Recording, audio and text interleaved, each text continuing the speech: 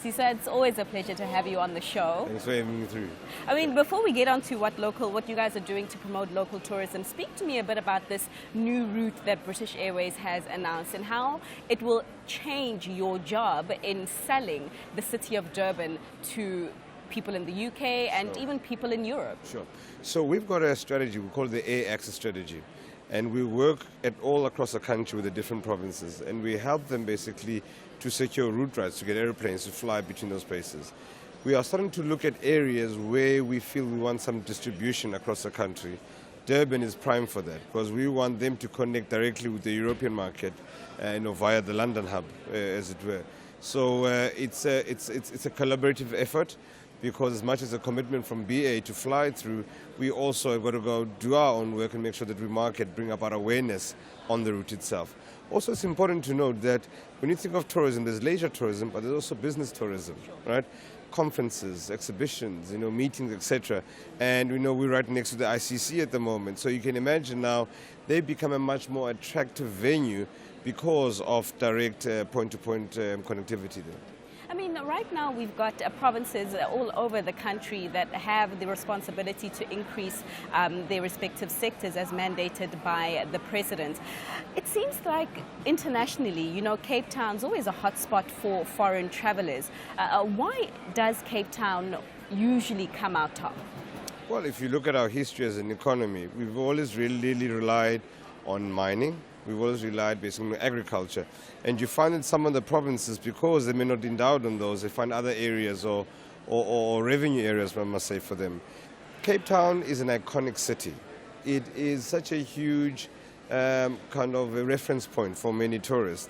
In fact, most internationally, they see South Africa through the eyes of Cape Town.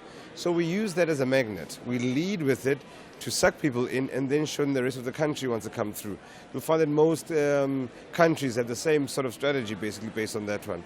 Now, it's important that the first-time traveler wants to have a bucket list. They want to do X, Y, and Z, everything one does. But as you mature, second time, third time, you start to discover another layer, as it were, of the country, and that's when it starts to seep through to the various provinces. What's important, however, what we always try to push through is that each province is different, 9 unique provinces, and each one must not try to mimic the other one, but rather kind of package itself in a uniqueness that it kind of holds there.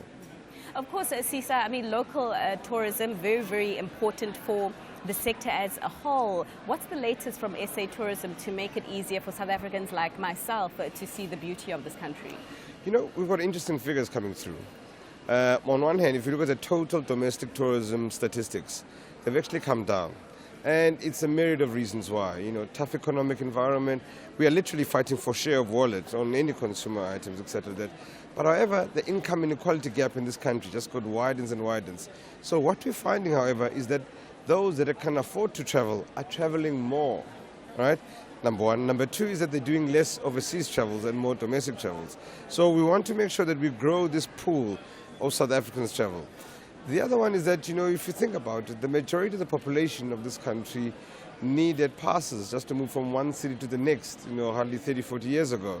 So mobility is not something that is naturally ingrained in it, basically. So we are trying to target right across the board, from youth, from school-going children, to make sure that, travel and tourism is something that's inculcated in there. But as I said to you earlier on, is that we want to introduce new players in, coming with new experiences and new ideas as well. And there's going to be a big investment that we're making around technology. How do we talk to you via your cell phone and make you aware? Simple thing. How do you get a calendar of events of South Africa brought to you on your phone? And you can search by geographic location or by the theme or specific sport, as it were. So those are the type of things that we're playing with and make sure that we can really make them accessible. What about new prices? Sisa, explain to me exactly why it wouldn't really be viable for South Africa to have a one price category for local tourists and another price category for foreign tourists. There's a very long debate within the tourism space. And we don't have time. You have a minute. Well, yeah, times have evolved, right? But I think we're moving towards more dynamic pricing, right? So, really, how do you know when the cheapest pricing is based on the demand for the specific space?